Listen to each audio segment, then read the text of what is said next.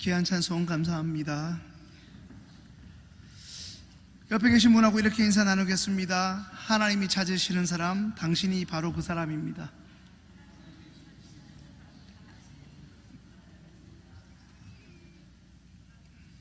하나님이 찾으시는 사람, 바로 여러분이기를 소망합니다.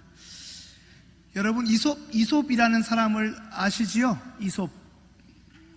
우리가 흔히 이솝우화라고 부르는 그 이솝 말입니다. 그 이솝이 어렸을 때 일입니다. 어느 날 이솝은 주인에게 목욕탕에 사람이 많은지 보고 오라는 지시를 받고 목욕탕으로 갔습니다. 목욕탕에 간 이솝은 큰 돌이 땅에 박혀 있는 것을 보았습니다. 목욕탕에 드나들던 사람들이 돌에 걸려 넘어질 뻔하기도 하고 심지어 다치기도 했습니다. 그때마다 사람들은 그 돌에 대고 마구 욕을 퍼부었습니다. 그런데 그 돌에 걸려 넘어지거나 다친 사람이 욕을 할 뿐 그 누구 하나 그 돌을 치우는 사람이 없었습니다. 계속해서 이솝은 도대체 그 돌을 누가 치울지 계속해서 지켜보았습니다. 그런 중에 한 남자가 목욕탕으로 들어가려다가 또 그 돌에 넘어질 뻔했습니다. 그러면서 혼자 중얼거렸습니다.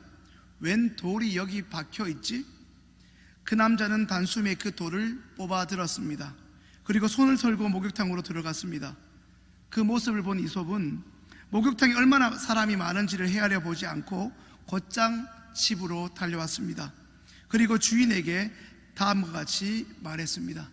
주인님, 목욕탕에 사람은 한 명밖에 없었습니다.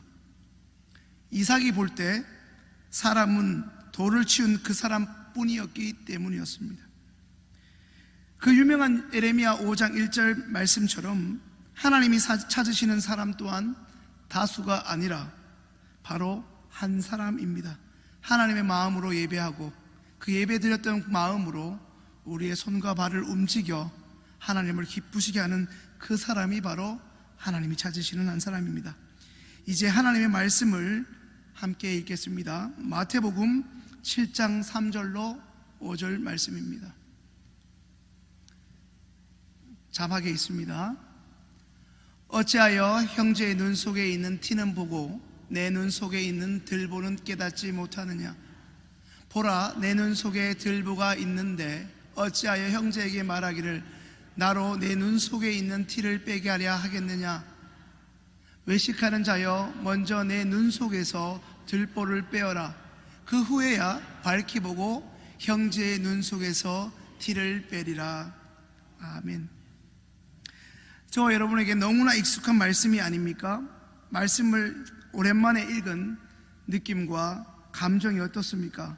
다 아는 말씀, 내가 통독을 몇 번이나 했는데 그것도 듣기에 좋은 것도 아닌 불편한 말씀을 왜 읽으라는 거야? 라는 생각이 마음에 드시는 분은 없습니까?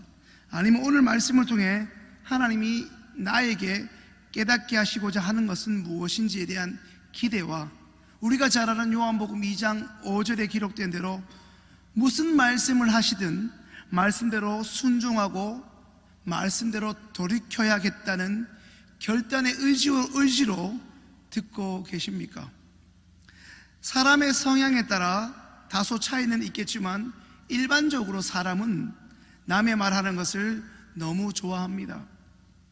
이것은 예수를 믿는 그리스도인이나 예수를 믿지 않는 비그리스도인과 별반 차이가 없습니다. 특별히 남의 단점을 들춰내고 그것에 대해 이야기하는 것을 마치 훈장처럼 여기고 은근히 자랑하는 사람도 적지 않습니다. 그런 유형의 사람은 기어이 남의 이야기를 꼭 해야만 직성이 풀리는 기질의 사람입니다. 입이 근질근질해서 견딜 수 없습니다.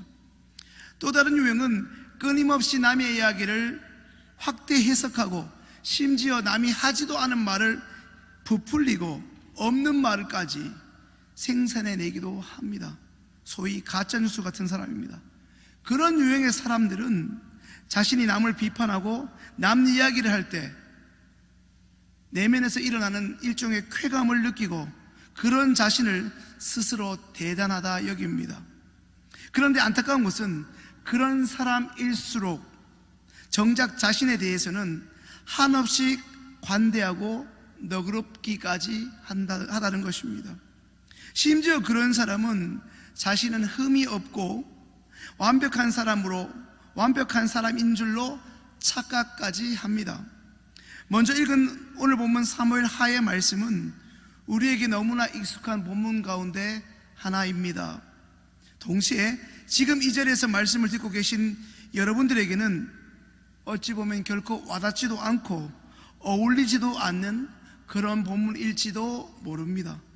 적어도 우리가 잘 아는 오늘의 본문의 말씀을 그저 다윗이라는 남자가,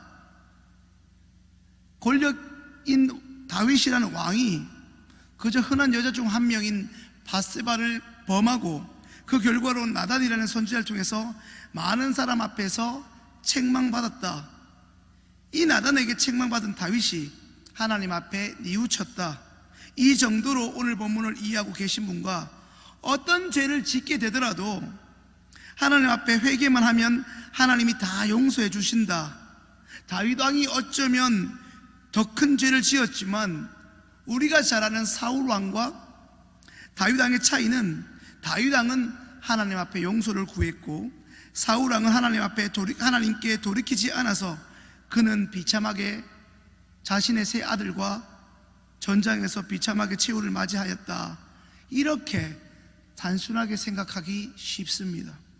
물론 그러한 성경 해석이 전적으로 틀렸다 할 수 없고 그런 성경 해석이 나쁘다 말할 수 없지만, 이처럼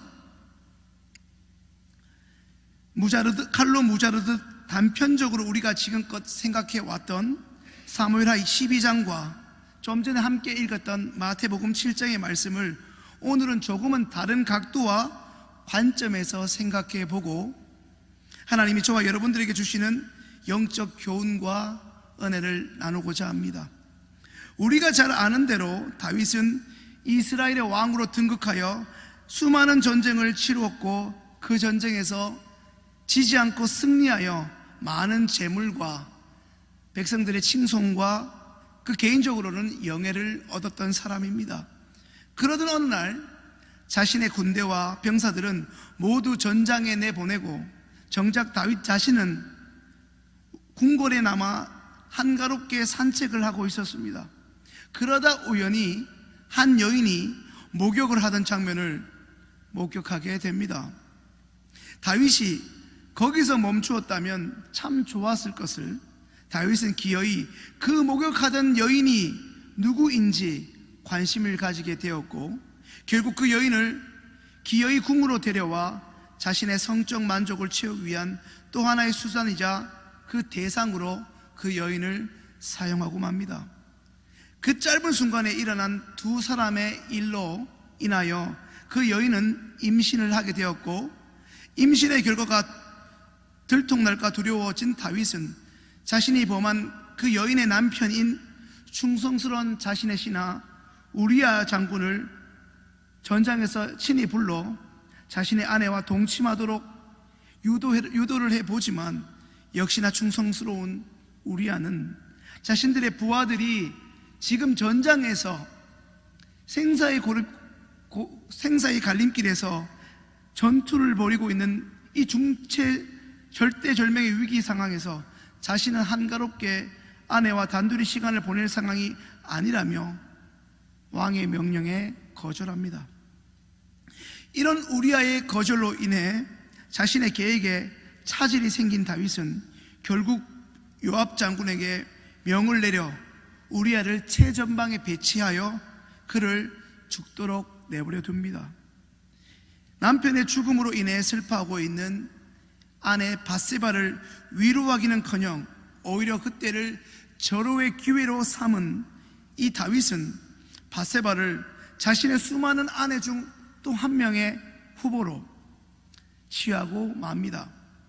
오늘 본문은 다윗이 밧세바를 범한 후 다윗에게 일종의 가책이 어느 정도 상쇄되어 갈 무렵 하나님의 사람 나단을 통하여 일어난 이야기입니다.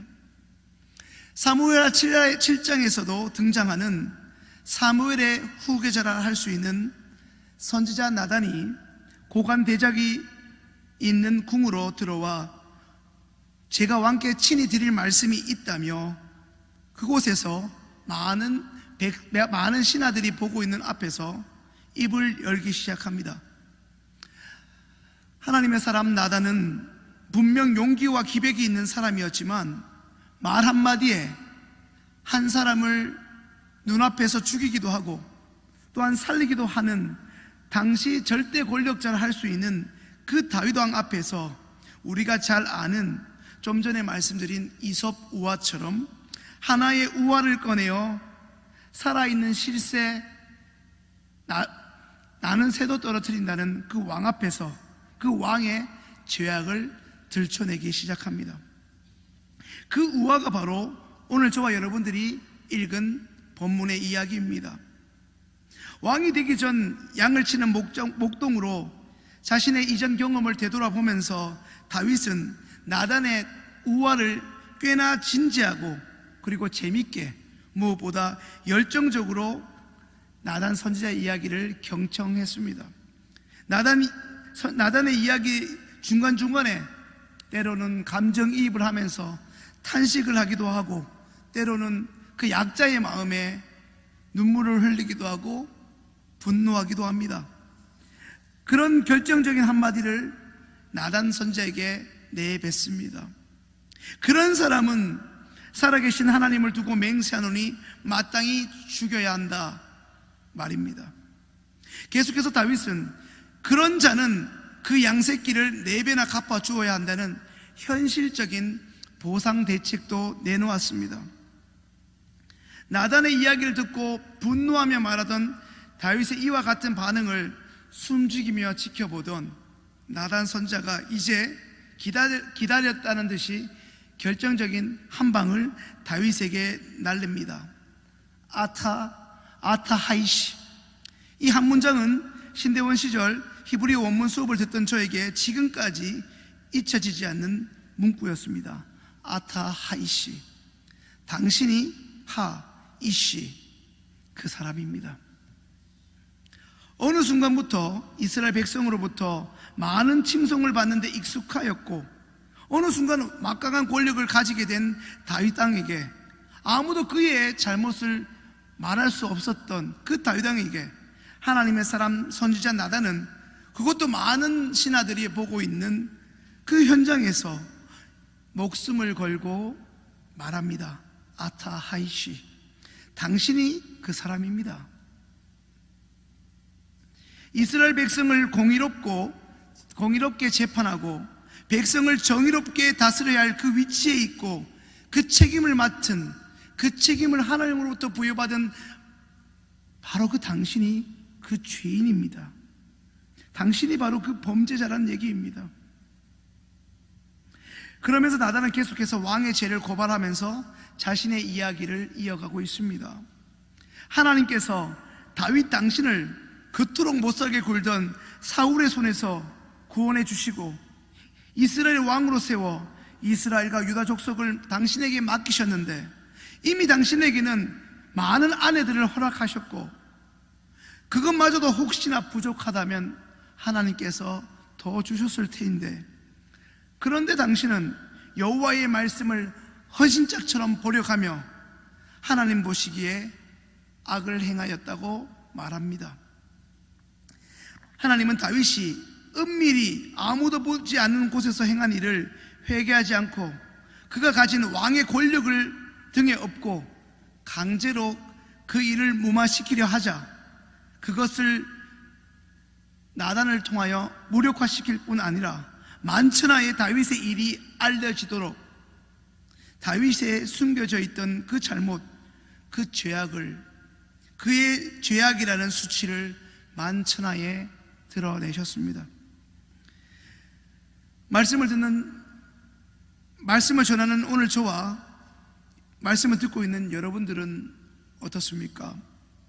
나는 하나님이 내게 허락하신 내 남편을 그리고 내 아내를 누구보다 사랑하고 있는데요 라고 당당하게 이야기하실 수 있는 분들이 사실 여기 대부분이실 것입니다.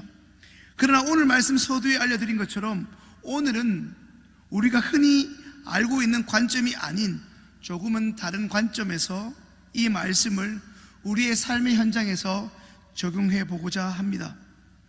저의 부모님, 특별히 저희 아버님을 보아도 그렇고, 사람이 어느 정도 나이가 들거나 사회적으로 어느 정도의 자리에 오르게 되면 그때부터는 누군가로부터 배우려고 하기보다는 자꾸만 오히려 그들에게 가르치려고만 하고 지시하려고만 하는 것을 보게 됩니다. 소위 자꾸만 잔소리하는 것을 보게 됩니다. 지금까지 본인이 살아오면서 이미 자신의 삶 가운데 스스로 많은 것을 경험하였고, 많은 것을 직간접적으로 터득해 왔고, 나는 남들보다 뛰어나고 무엇보다 정확한 판단력을 가지고 있다고 스스로 생각하기 때문입니다. 말씀을 전하는 저만 하더라도 이전보다 한 살씩 더 나이가 들어가면서 다른 사람의 말을 듣고 배우려고 하기보다 자꾸만 가르치려 하고 쉽게 남을 판단하려고 할 때가 얼마나 많은지 모릅니다. 그런 것을 하나님께서 깨닫게 하실 때마다 얼마나 부끄러운지 모릅니다. 더군다나 청소년들과 청년들을 지도해 왔고 여전히 청년들을 지도하는 입장에 있다 보니 알게 모르게 그들에게서 들으려 하기보다 가르치려고 들 때가 훨씬 많습니다. 그렇게 저와 여러분들이 하루하루를 살아가는데 어느 순간 익숙해지다 보니 그 익숙함이 답인 것처럼 살아가다 보니 어느새 우리는 우리의 생각과 우리의 지식 그리고 우리의 경험들을 일종의 모범 답안으로 여기며 그것을 대견해하면서 종종 그것을 남에게 강요하면서 그 강요에 따르지 않는 사람들을 안타까워하고 바보처럼 여긴 채 의시되며 살아갑니다. 우리의 생각과 우리의 지식 그리고 어느새 우리의 경험이 토대가 된 일종의 자신의 모범 답안을 근거로 우리는 우리의 삶의 현장에서 우리를 대하는 가족들과 주변 사람들을 일말의 고민 없이 너무나 쉽게 판단하고 아무런 죄책감도 없이 그들을 정죄합니다. 그런데 더 비극적인 것은 오늘 아침에 혹은 어제 아니면 며칠 전 혹은 몇 달 전 우리가 비판하고 또한 비난하고 책망하고 심지어 요즘 인터넷에서 유행하는 혐오했었던 그 일과 그 대상에게 했던 우리의 말들이 나에게도 충분히 일어날 수 있을 뿐 아니라 나에게 충분히 적용 가능한 일임을 인정하고 인식하는 사람이 결코 많지 않다는 것입니다. 내가 비판하는 일이 나에게는 해당 상황이 아니라는 것입니다. 신앙생활을 함께하는 우리 교회에서도 이와 같은 일들은 비일비재하게 일어납니다. 아니, 하나님을 믿는다는 집사가 어떻게, 권사가 어떻게, 장로가, 목사가 어떻게 그런 말을, 그런 행동을 할 수 있는 거야? 너무나 쉽게 비난의 화살을 상대방에게 쏟아내고 판단과 정죄를 양심의 가책 없이 마치 내가 하나님께 부여받은 심판자인 것처럼 너무나 당연하게 쏟아내고 있습니다. 하지만 그동안 내가 행했던 숱한 비난과 내가 내뱉고 쏟아낸 수많은 말들이 사실 누구보다 나에게 적용되어야 하고 나에게 적용되어야 할 기준이요, 그 적용 대상이 바로 오늘 말씀을 듣고 있는 여러분과 그런 여러분에게 말씀을 전하고 있는 바로 저라는 사실을 우리가 여전히 말씀을 들으면서도 인식하지도 인정하지 못하고 있다는 그것이 비극 중에 비극이 아닐 수 없습니다. 이제 한번 따라서 해보실까요? 하나님, 당신이 말하는 그 사람이 바로 저입니다. 예, 나단이 책망했던 아타하이씨, 만약 오늘 바로 이 자리에 우리 교회에 나단 선지자가 와 있다면 그 책망을 들어야 할 사람, 그 책망의 당사자, 더 나아가 그 책망을 듣고 다시금 하나님께로 돌아서야 할 사람은 내가 손가락질하는, 내가 즐겨 수근수근거리는 특정 대상 타인이 아니라 아타하이시, 그 사람이 바로 저와 여러분 자신이라는 사실입니다. 바로 우리가 죄인이고 우리가 돌이켜야 할 사람입니다. 그 사람이 돌이켜야 되는 데가 아니라 여전히 그 사람을 돌이켜야 하는데 하면서 정죄하고 있는 바로 나입니다. 정작 우리는 살아계신 하나님 앞에서 자신의 추함과 나의 완악함을 보지 못한 채 여전히 아무런 양심의 가책도 없이 때로는 우리 자신이 하나님인 양, 하나님이 내게 허락하신 그 소중한 교우들과 소중한 가족과 소중한 이웃들과 소중한 동료들을 너무나 쉽게 비판하고 비난해 왔습니다. 말씀 서두에 함께 읽었던 우리가 머릿속으로 너무나 잘 알고 있는 신약 마태복음 7장의 말씀, 어찌하여 형제의 눈 속에 있는 그 티는 보면서 내 눈 속에 있는 더 큰 들보는 깨닫지 못하느냐, 그 말씀을 기억하십니까? 너무나 잘 아는 말씀이지만 우리가 여전히 이 죄 가운데 있음을, 여전히 이 죄악을 서슴없이 행하고 있음을 우리는 지금도 알지 못하고 있습니다. 남들이 나를 욕하고 나를 비판하는 것은 단 몇 초도 용납하지 못하면서 내가 남을 비난하고 손가락질하고 뒤에서 수근수근거리는 것은 너무나 당연하게 여기면서, 더 나아가 그런 나 자신을 정당화하고 있는 우리는 스스로를 누구보다 의롭고 경건하다고 여긴 채 오늘도 스스로 살아갑니다. 그러면서 우리는 누가복음 18장에 내가 죄인이라고 가슴을 치는 것이 아니라 내가 의롭다고 자고하면서 살아갑니다. 오늘 본문의 말씀을 묵상하면서 예전에 책에서 보았던 문구 하나가 생각이 났습니다. 자신에게는 냉철하고 남들에게는 좀 더 관대하라고 말입니다. 그런데 사실 우리는 그 반대로 적용하는데 너무나 익숙하지 않습니까? 타인에게는 단 1초의 주저함 없이 손살같이 비판의 칼날을 들이대지만 정작 자신에게는 너무나 느긋할 정도로, 아니 비판할 생각이 애초도 없는 것처럼 너무나 관대하다는 사실입니다. 말씀 한 군데를 같이 읽겠습니다. 로마서 2장 1절입니다. 읽겠습니다. 그러므로 남을 판단하는 사람아, 물론 누구든지 내가 핑계치 못할 것은 남을 판단하는 것으로 내가 너를 정죄함이니 판단하는 내가 같은 일을 행함이니라. 아멘. 방금 읽은 로마서 2장 1절 말씀을 통해 남을 비난하는 그 사람이 동시에 자기 자신을 정죄하고 있음을 우리는 말씀을 통해 깨닫게 됩니다. 오늘 우리는 하나님이 주신 본문의 말씀을 통해 다윗이 그토록 분노하면서 죽어 마땅하다고 정죄하고 있는 그 사람이 바로 오늘 말씀을 들으러 나온, 그리고 말씀을 전하고 있는 우리 자신임을 인정하지 않을 수 없습니다.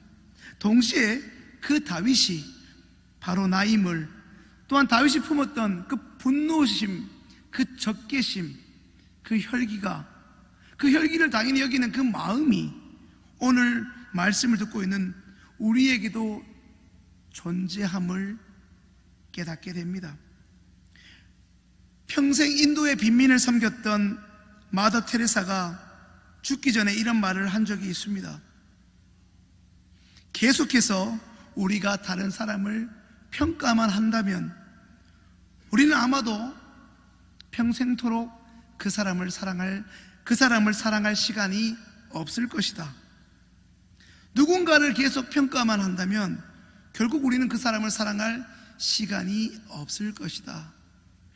사랑하는 여러분, 오늘부터 우리는 다른 사람을 평가하고 비판하고 비난하고 정죄하고 손가락질하는데, 하나님이 우리에게 주신 이 땅의 삶을, 우리에게 주신 시간과 열정과 은사를 낭비하기보다 마더 테레사의 말처럼 우리에게 허락하신 그들을 좀 더 사랑하는데, 좀 더 이해하는데, 좀 더 품는데 사용할 수 있어야 할 것입니다.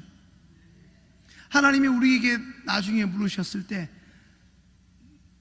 얼마나 네가 헌금을 많이 했냐가 아니라, 너랑 너무나 다른 그 사람, 죽도록 미운 사람 얼마나 더 한 번이나 더 이해해 보려고 애썼냐 물으시지 않겠습니까? 마지막으로 요한복음 말씀을 같이 읽겠습니다.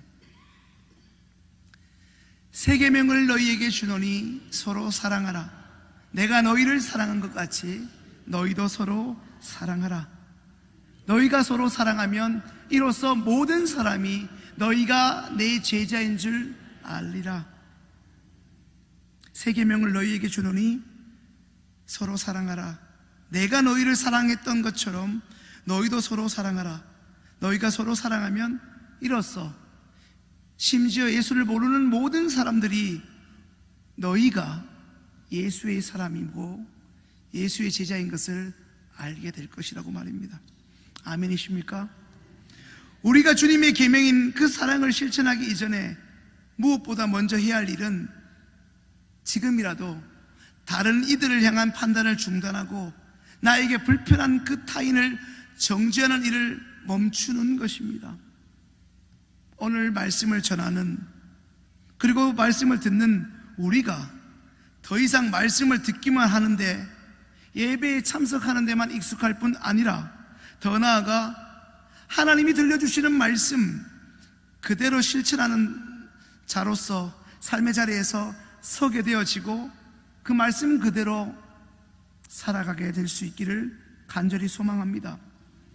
먼저 우리에게 다윗이 남의 이야기인 것처럼 분노했던 그 이야기가 사실상 자신의 허물과 죄악이었던 것처럼 지금까지 우리가 다른 사람에게 쏟아부었던 수많은 말들이 결국 나의 허물이었음을 하나님께 먼저 솔직하게 시인하고 고백하여 이제 하나님이 원하시는 모습으로 돌아서게 되는 오늘 이 예배 자리에 참석한 저와 여러분이 될 수 있기를 간절히 소망합니다.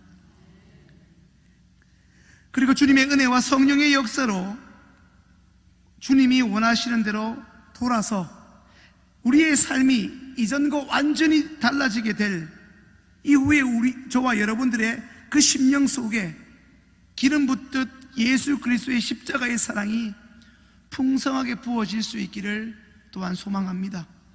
그리하여 우리의 존재 자체가 곧 살아계신 하나님의 영광이 될 수 있기를 소망합니다. 기도하겠습니다.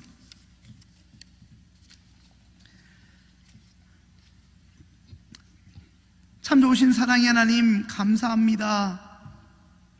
오늘 우리는 무엇 때문에 또 어찌 보면 안 와도 될 자리, 오늘 이 자리에 온다고 우리의 삶이 예수님을 닮는 것도 아닐 텐데 왜 우리는 출석 체크하듯이 또 어김없이 이 자리에 달려온 것입니까? 주님, 오게 하셨다면 오게 하신 주님의 의도대로 우리를 새롭게 하여 주옵소서. 우리의 원함이 아닌 하나님께서 원하시는 대로 우리를 사랑하셔서 독생자 예수 그리스도를 비참하게 죽게 하실 만큼 우리를 사랑하신 예수님처럼 우리도 조금, 이전보다 조금 더 주님 닮아갈 수 있는 인격으로 변화시켜 주옵소서. 변화되고자 하는 의지라도 있게 하여 주옵소서. 예배에 빠지지 않는 데만 익숙한 우리가 아니라 이제 삶의 한 절이라도 그분을 닮기 원하는 모습으로 설 수 있는 우리 장로님, 우리 권사님, 그리고 우리 교육자들 되게 역사하여 주옵소서. 시온성교회 다니는 사람은 많은 데가 아니라 이제 시온성교회 하면 예수 닮은 사람 많다고 소문난 하나님이 영광이 되어지는 복된 예배의 간격과 성령의 역사가 있는 교회 되게 하여 주옵소서. 그저 우리도 인정하지 못하는 막연한 성령의 역사를 말하는 교회가 아니라 우리의 변화를 보고 우리의 동료가 우리를 주목할 뿐 아니라 우리 너머에 계신 예수를 주목하게 되는 변화의 역사가 오늘 말씀을 들은 남중과 여중들의 삶 가운데 일어나게 역사하여 주옵소서. 우리의 삶이 바뀌게 하시고 우리의 말이 바뀌게 하시고 우리의 입술과 생각과 마음이 새로워지는 은혜가 있게 하여 주옵소서. 마음을 새롭게 하라고 하셨사오매 마음을 새롭게 함으로 동양의 기준으로 새해 첫날 우리의 마음이 새로워지는 은혜가 있게 하셔서 마음이 새롭게 되어 우리의 삶이 변화되는 역사가 있게 하여 주옵소서. 오늘도 이 예배 빈손으로 나오지 않고 1,000번제를 작정하여 드린 귀한 손길 위에 그들을 통하여 하나님의 영광과 하나님의 살아계심의 역사가 증거되는 은혜가 있게 하여 주옵소서. 들은 말씀대로 살아가기를 간절히 소망하옵고 예수님의 이름으로 기도합니다. 아멘.